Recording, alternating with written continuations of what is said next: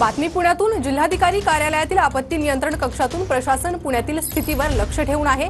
दरम्यान पूरस्थितीवेळी 4,500 लोकांना सुरक्षित स्थळी नेण्यात आल्याची ही माहिती देण्यात आली आहे।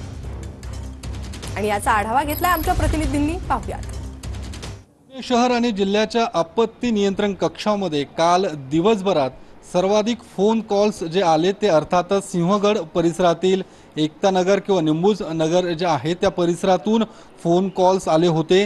कारण त्याच भागामध्ये काल सर्वाधिक पाणी साचण्याच्या ज्या घटना होत्या त्या घडल्या होत्या।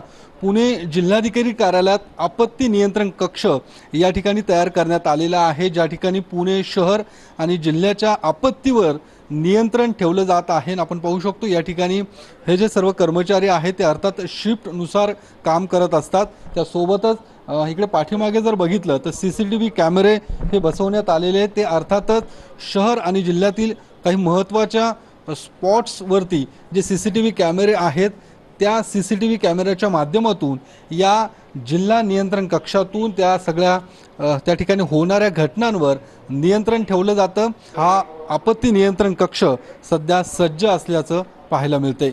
कॅमेरामन सुशांत राऊतसह योगेश बोरसे, TV9 मराठी।